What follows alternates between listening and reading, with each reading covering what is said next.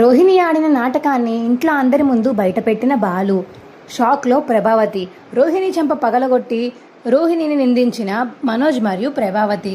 అసలు ఇదంతా ఎలా జరగబోతుందో తెలుసుకోవాలనుకుంటే ఇప్పుడే మా ఛానల్ని తప్పకుండా సబ్స్క్రైబ్ చేసుకుని మా వీడియోని ఒక లైక్ చేయండి. పక్కనే ఉన్న గంట సింబల్ మీద క్లిక్ చేసి నోటిఫికేషన్స్ ఆల్లో పెట్టుకోండి. అప్పుడే మేము చేసే వీడియోలు మీకు రోజు వస్తుంటాయి. పాలు తాగండి. అసలు మీకు ఎలాంటి ఫ్రెండ్స్ ఉన్నారంటే అలాంటి ఫ్రెండ్స్ ఉన్నారు. తాగేసి పడుకోండి. రేపొద్దున లేచి మళ్ళీ ట్రిప్కి వెళ్ళాలి కదా అని మీనా అంటుంటే, వెళ్తానులే మీనా, కాసేపు మనము అమ్మా నాన్న ఆట ఆడుకుందామా అని చెప్పేసి ఇక బాలు అంటుంటే, చాలులే, ఇప్పటికే చాలా టైం అయింది, అయినా మనం హాల్లో ఉన్నాము, ఆ మాత్రం మీకు తెలియడం లేదా, మనకంటూ రూమ్ కట్టుకున్నాక అప్పుడు ఆడుకుందాం అమ్మా నాన్న ఆటలు అని మీనా అంటుంటే, ఏంటి మీనా అంటే అప్పటిదాకా అమ్మ నాన్న ఆటలేం లేవా, ప్లీజ్ మీనా అనిక మీనా దగ్గరికి వెళ్తాడు బాలు. వచ్చారంటే ఇదిగో ఇలా ఉంటుంది అనిక కితకితలు పెట్టేస్తుంది బాలుకి మీనా. అయితే ఇక నాకే కితకితలు పెడతావా నువ్వు అని మీనాకు కూడా కితకితలు పెడతాడు. ఇక బాలు సరే పాలు ఒలిగిపోతాయి, ముందు తాగండి అని మీనా చెప్పడంతో, పోన్లే పాపమని వదిలేస్తున్నాను, ఈసారి కన్నా జోలికి వచ్చావంటే మాత్రం కితకితలు పెట్టి ఫుల్గా నవ్వించేస్తా అని చెప్తున్నా అని బాలు చెప్పడంతో, సరే నవ్విద్దురు కానీ ముందు తాగేయండి, అందరూ పడుకున్నారు, మనం మాత్రమే మెలకుగా ఉన్నాం, మళ్ళీ రేపొద్దున్న మనమే ఫస్ట్ లేగాలి కదా, పడుకోండి అని ఇక మీనా చెప్పేసరికి సరే అని బాలు మీనా అయితే పడుకుంటారు. ఇక మార్నింగ్ లేచాక మీనా అయితే అందరి కోసం టిఫిన్ తయారు చేస్తుంది. ఇదేంటి ఇంత లేట్ అయినా ఎవరూ రావడం లేదు, టిఫిన్ చేయరా ఏంటి వీళ్ళు అని అందరినీ పిలుద్దాం అనుకుంటుంది మీనా. ఈ లోపలే ఇక ప్రభావతి, సత్యం, మిగతా వాళ్ళందరూ అయితే టిఫిన్ చేయడానికి కిందకి వస్తారు. ఇక రోహిణి తప్ప అందరూ కిందకి వచ్చి టిఫిన్ చేస్తుంటే అప్పుడే ఇక అందరికీ వడ్డించుంది మీనా. అందరూ తింటూ ఉంటారు. అదేంటిది రోహిణి రాలేదా అని శృతి అడగడంతో, అది రాదు, దాన్ని నేనే కిందకి రావద్దని చెప్పాను, అదే కిందకి వచ్చి ఆ టిఫిన్ తీసుకుని దాని రూమ్లో తింటుంది, కానీ మీ పని మీరు చేసుకోండి, ఎరా మనోజ్ నీకేమన్నా అభ్యంతరమా అని ప్రభావతి అడిగేసరికి, నాకేం అభ్యంతరం లేదమ్మా, తను రూమ్లోనే తింటుందిలే, అందరితో తినే అర్హత తను కోల్పోయింది అని ఇక మనోజ్ అనడంతో, ఏం అర్హత కోల్పోయింది, నీకన్నా పెద్ద తప్పులు చేస్తుందా పారరమ్మ, ఏరా నువ్వు లక్షలు మింగలేదా, పార్క్లో పడుకోలేదా, గుడి ముందు అడుక్కు తినలేదా, అలాగే మీనా నగలు ఎత్తుకుపోలేదా, ఎన్ని తప్పులు చేసావు, నువ్వే మా మధ్యలో కూర్చొని అందరి ముందు తింటున్నావు, తనేం చేసింది, డబ్బున్న అమ్మాయి అని చెప్పి డబ్బు లేదని తెలిసింది, దానికి మీరు ఇంత శిక్ష వేస్తారా, మరి మీరు చేసిన పనులకి మేమెంత శిక్ష వేయాలి మీ ఇద్దరికి అని బాలు అడిగేసరికి ఇక మనోజ్ మాత్రం సైలెంట్గా ఉండిపోతాడు.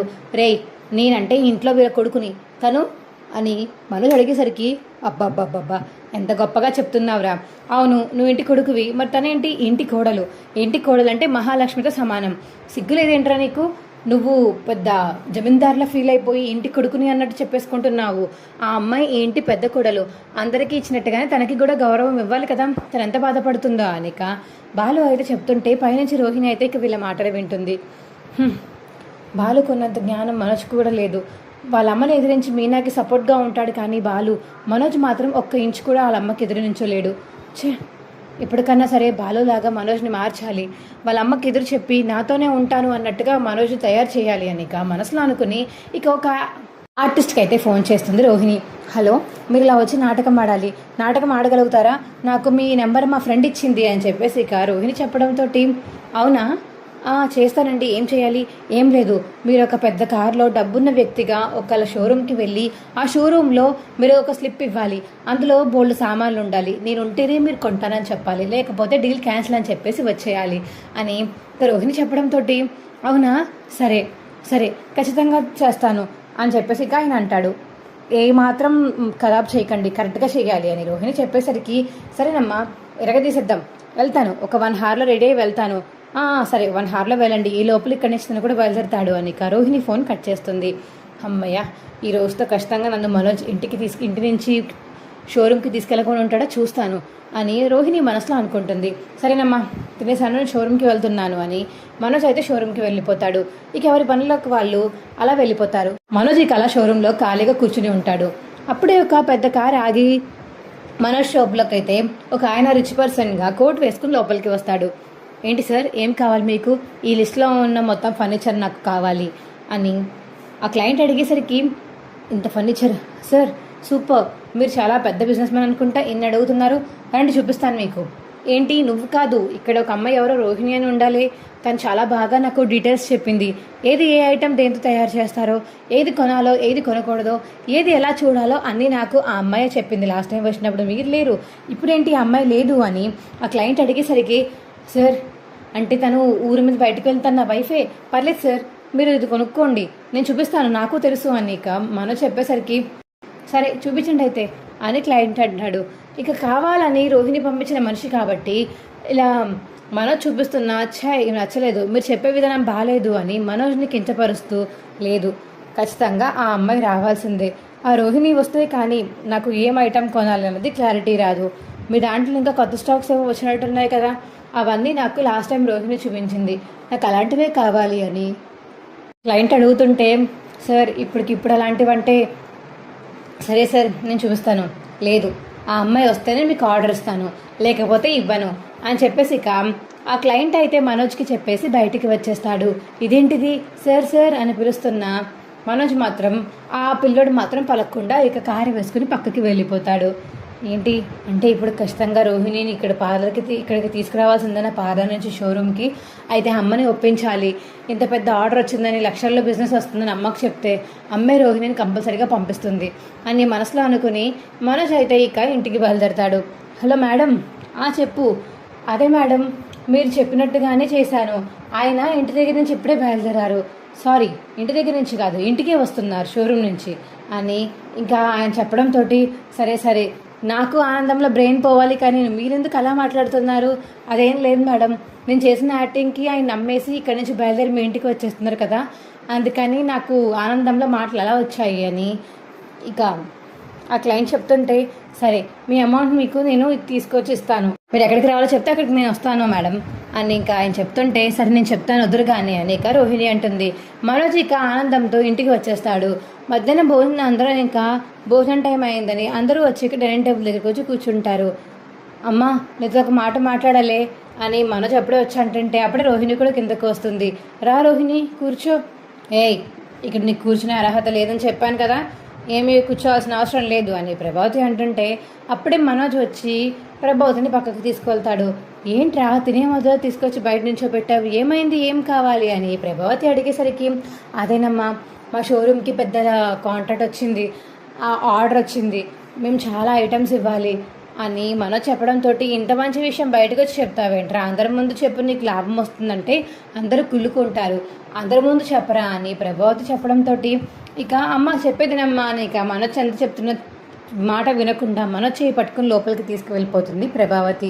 రే చెప్పరా, అదే కదమ్మా వీడికి చెప్పడానికి మొహమాటం సిగ్గు, నేను చెప్తాను వినండి, మనోజ్ గాడికి పెద్ద ఆర్డర్ వచ్చింది, లక్షల లాభం వస్తుంది, చూసారా వాడు ఎప్పటికీ సంపాదించలేడు అది ఇది అన్నారు, వాడు సంపాదించి మళ్ళీ అన్నీ కడతాడు, అన్నీ కట్టి మీ అప్పులను తీరుస్తాడు అని ప్రభావతి చెప్పడంతో, అది కాదమ్మా ఇది ఆర్డర్ రోహిణి ద్వారానే వచ్చింది, చాలా పెద్ద క్లయింట్ అమ్మా, రోహిణి ఉంటే కానీ కొన్నంటున్నారు ఆ క్లయింట్, కాబట్టి రోహిణి కూడా షోరూమ్కి రావాల్సి వస్తుందమ్మా అని మనోజ్ చెప్పేసరికి రోహిణి అయితే, అబ్బా నేను వేసిన ప్లాన్ ఇంత ఫాస్ట్గా పనిచేస్తుందని ఎప్పుడు అనుకోలేదు, కనీసం ఈ ప్లాన్ అయినా హిట్ అయింది అదే చాలు నాకు అని అక్కడి నుంచి నేను రోహిణి అయితే మనసులో అనుకుంటుంది.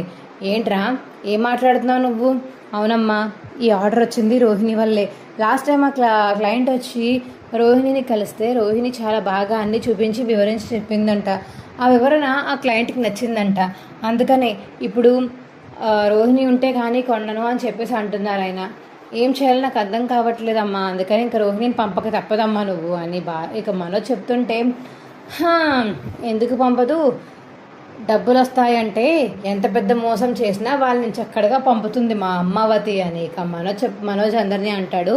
బాలు అయితే అందరినీ చెప్తాడు. ఇక అప్పుడే అయితే ప్రభావతి అలా ఆలోచిస్తూ ఉంటుంది. అమ్మ నువ్వు రామ్మా ఒకసారి బయటికి అని ప్రభావతిని అయితే బయటికి తీసుకువెళ్ళిపోతాడు మనోజ్. ఈవిడ ఒప్పుకోకుండా ఒప్పుకొని చేస్తుంది, ఖచ్చితంగా బోల్డ్ డబ్బులు వస్తాయని ఆశపడి ఖచ్చితంగా ఒప్పించుకుంటుంది, ఒప్పేసుకున్నాను పంపిస్తుంది అని చెప్పి ఇక రోహిణి అయితే మనసు చాలా కాన్ఫిడెంట్గా నించుని ఉంటుంది లోపల. అమ్మ ప్లీజ్ అమ్మా వద్దనకమ్మా, నీ ఒక్క ఫేవర్ చేసి పెట్టమ్మా చాలు, తను షోరూమ్కి వస్తే కానీ డీల్ రాదు, ఇప్పటికే చాలా ఖాళీగా ఉన్నాం మేము షోరూంలో, ప్లీజ్ అమ్మా నువ్వే కనికరించాలి, తనని పంపిస్తే తను వస్తే ఒక 10 లక్షలు 20 లక్షల దాకా వస్తాయి, ప్లీజ్ అమ్మా పంపించమ్మా అని మనోజ్ అడిగేసరికి సరే పంపుతాను, దాంతో కానీ నువ్వు రాసుకుని పూసుకుని కానీ తిరిగావంటే షోరూంలో నీకు మర్యాద దక్కదు అని ప్రభావతి చెప్పడంతో సరేనమ్మా సరే తన పని తను చూసుకుంటే నా పని నేను చూసుకుంటాను చాలా సరేనా మాటిస్తున్నానమ్మా అని మనోజ్ అంటాడు.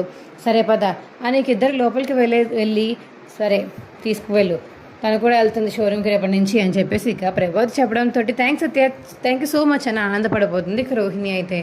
అనుకుని ఇక పైకి అయితే రూమ్లోకి అయితే వెళ్ళిపోతుంది. ఇదేంటిది నాకేదో తేడా కొడుతుంది, రోహిణి వల్ల ఇంత పెద్ద ఆర్డర్ రావడం ఏంటి అని బాలు అయితే మనసులో ఆలోచించుకుంటూ ఉంటాడు. మీనాకి చెప్దామా, సర్లే మీనాకి చెప్పినా ఎందుకంటే మీకు అంత అనుమానం అంటుంది తప్ప మళ్ళీ నాకు సపోర్ట్ చేయదు, సర్లే ప్రస్తుతానికి ఇది నిజమే, ఇది మొత్తం నాకు ప్రూఫ్స్ దొరికేదాకా సైలెంట్గా ఉంటాను, దొరకాలి అప్పుడు చెప్తాను అని బాలు మనసులో అనుకుంటాడు. ఇంకో పక్క బాలు మీనా అయితే ఇక వాళ్ళ అమ్మ దగ్గరికి వెళ్దామని బయలుదేరతారు. ఇక వెళ్ళేదారిలో వాళ్ళ ఫ్రెండ్ ఫోన్ చేయడంతో రే ఏదో ఉద్యోగం కావాలనో కలుస్తావా, ఒక ఉద్యోగం దొరికింది చెప్తాను నీకు అని బాలు అయితే ఫోన్లో మాట్లాడుతూ వాళ్ళ ఫ్రెండ్తో మాట్లాడతాడు. అవునా రే ఎక్కడున్నావురా, ఇలా ఇక్కడే ఉన్నాను రా అనేది ఇక అడ్రస్ చెప్పడంతో నేను కూడా అటే వస్తున్నాను రా, నువ్వు ఎక్కడ ఉన్నావు అక్కడే ఉంటుంది, నేను వచ్చి ఆగుతాను, లైవ్ లొకేషన్ పెట్టు అని బాలు చెప్పడంతో ఇక బాలు అయితే ఆ అబ్బాయి దగ్గరికి వెళ్తాడు. వెళ్ళి రే ఎలా ఉన్నావురా అని హక్ చేసుకొని మాట్లాడతాడు. వీళ్ళ ప్రేమలేంటో, జైలు నుంచి వచ్చినోడితో ఈయనకి స్నేహం ఏంటో అని బాలుని ఆ అబ్బాయిని చూసి మీనా అయితే ముఖం అలా పెట్టుకుంటుంది. రే మీ వైఫా చాలా అందంగా ఉందిరా, మహాలక్ష్మిలా ఉంది అని చెప్పేసి ఇక వాళ్ళ ఫ్రెండ్ చెప్పడంతో ఓకే సిస్టర్ మీరు చాలా బాగున్నారు కానీ ముందు మా వాడితో మాట్లాడాలి, చెప్పరా ఏదో ఉద్యోగం కావాలి అది ఇది అన్నావు, ఇప్పుడు నేను చూస్తుంటే మంచి కారు మంచి సూటు బూట్ వేసుకున్నావు, నువ్వే మాకు తిరిగి ఉద్యోగాలు ఇచ్చేలా ఉన్నది అని బాలు అంటుంటే చచ్చే అలాంటిదేం లేదురా, నేనే కిలాడిని అనుకుంటే నాకన్నా పెద్ద కిలాడి ఒక అమ్మాయి ఉంది, ఆ అమ్మాయి కాల్ చేసి ఇలా చేయాలి, షోరూమ్కి వెళ్ళాలి, షోరూమ్కి వెళ్ళి ఐటమ్స్ బుక్ చేయాలి అని చెప్పేసి అంది. ఏ షోరూమ్ రా అది, ప్రభావతి ఫర్నిచర్స్ రా.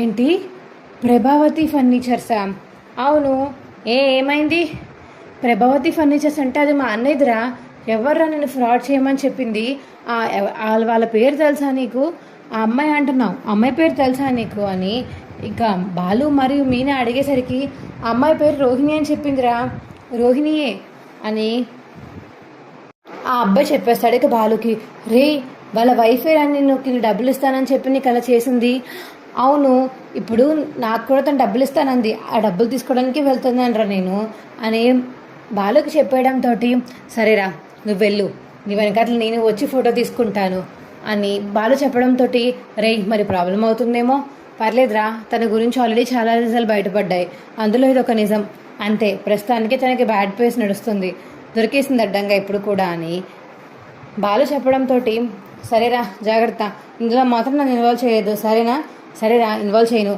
ఎక్కడికి వెళ్తావు చెప్పు, వెళ్ళాక డబ్బులు తీసుకున్నాక నాకు చెప్పు, నేను ఫోటో తీసుకుని ఇంటికి వెళ్ళిపోతాను అని మనోజ్ ఇక ఈ బాలు చెప్పడంతో సరేరా అని వాళ్ళ ఫ్రెండ్ అయితే ఇక రోహిణి పెట్టిన ప్లేస్కి అయితే వెళ్తాడు.